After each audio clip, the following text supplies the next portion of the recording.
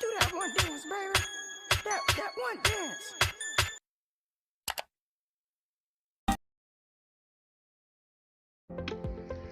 Halo, Assalamualaikum. Bagaimana kabarnya?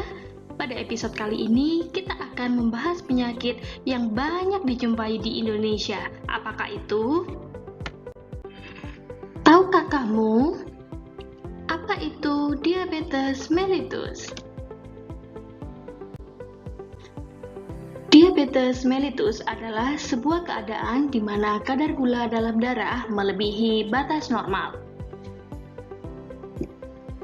Mengapa di dalam tubuh terdapat gula?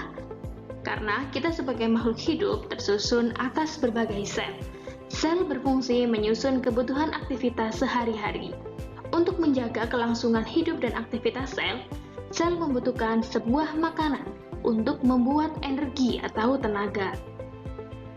Makanan yang dijadikan sumber utama penyusun energi adalah gula.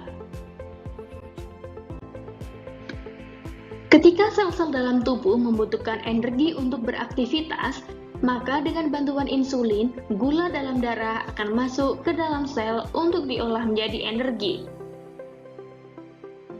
Nah, apa itu insulin? Insulin adalah sebuah hormon yang dihasilkan oleh kelenjar pankreas. Jika diibaratkan, sel adalah rumah, gula adalah manusia, sedangkan insulin adalah kunci untuk membuka pintu agar masuk ke dalam rumah tersebut, sehingga tanpa kunci manusia tidak akan bisa masuk. Kesimpulannya, insulin adalah syarat agar gula dapat masuk ke sel untuk diolah menjadi energi. Diabetes mellitus terbagi menjadi beberapa tipe. Diabetes mellitus tipe 1, diabetes mellitus tipe 2, dan diabetes mellitus gestasional.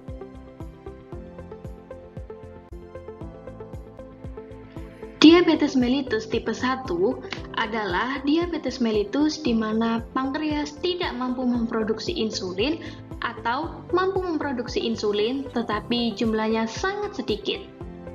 Sehingga diabetes mellitus tipe ini bisa dikatakan diabetes yang sangat tergantung dengan insulin. Adapun faktor resiko dari diabetes mellitus tipe 1 ini, yang pertama adalah genetik.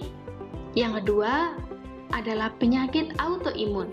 Yang ketiga adalah lingkungan yang dapat memicu terjadinya penyakit autoimun. Sedangkan diabetes mellitus tipe 2 adalah suatu keadaan di mana pankreas masih dapat memproduksi insulin, tetapi jumlahnya tidak cukup untuk kebutuhan tubuh. Sehingga diabetes mellitus jenis ini dikatakan diabetes yang tidak tergantung insulin. Adapun faktor resikonya adalah karena keturunan, yang kedua, pola makan yang tidak sehat dan juga obesitas. Yang ketiga, usia lanjut dan juga kurang olahraga. Tipe diabetes mellitus ketiga adalah diabetes mellitus gestasional, di mana diabetes ini terjadi pada masa kehamilan dan kadar gula dalam darah akan kembali normal pada saat ibu selesai melahirkan. Hal ini dikarenakan pada masa kehamilan terjadi ketidakseimbangan hormon, sehingga memicu tingginya kadar gula dalam darah. Adapun resiko dari diabetes mellitus gestasional yaitu ibu mengalami tekanan darah tinggi pada masa kehamilan. Yang kedua, berat bayi lebih dari normal. Yang ketiga, ibu memiliki kadar gula dalam darah yang tinggi selama kehamilan. Dan ibu hamil dengan usia lanjut. Diabetes mellitus mempunyai 3 gejala khas. 3 gejala ini disebut trias poli. Ada poli pagi, polidipsi, dan poliuri. Yang pertama adalah poli pagi, yaitu banyak makan. Hal ini disebabkan karena sel tidak dapat mengolah gula yang ada dalam darah, sehingga sel kurang energi dan kelaparan.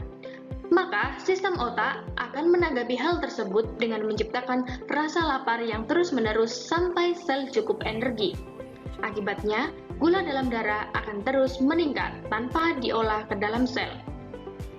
Inilah sebabnya kenapa penderita diabetes banyak makan tapi berat badan menurun. Polidipsi. Polidipsi adalah banyak minum.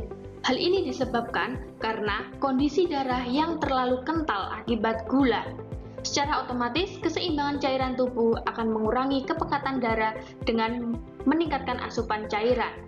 Akan tetapi, tubuh memiliki batas tampung untuk menampung cairan yang masuk, sehingga kelebihan cairan yang melebihi batas tampung akan dikeluarkan melalui proses berkemih. Ini berkaitan dengan gejala poliuri. Intinya, semakin banyak yang diminum, maka semakin banyak yang dikeluarkan. Gejala tambahan lain yang sering muncul yaitu kebas, pegal, gatal, kulit kering, lemas, tidak bertenaga, dan penglihatan kabur. Adapun komplikasi penyakit diabetes mellitus adalah kerusakan syaraf, katarak dan kebutaan, kerusakan jantung, kerusakan ginjal, disfungsi seksual, kerusakan dan kematian jaringan, dan untuk mencegah agar tidak terjadi diabetes mellitus dapat dilakukan dengan mengecek kadar gula dalam darah secara teratur. Kemudian, mengkonsumsi makanan yang sehat dan menjaga pola makan yang baik. Yang ketiga adalah menjaga berat badan agar tetap ideal. Berat badan ideal dapat diketahui dengan menghitung IMT. Kemudian dicocokkan dengan kriteria IMT seperti pada gambar. Selanjutnya adalah rajin latihan jasmani secara teratur. Latihan dapat dibagi 3-4 kali per minggu.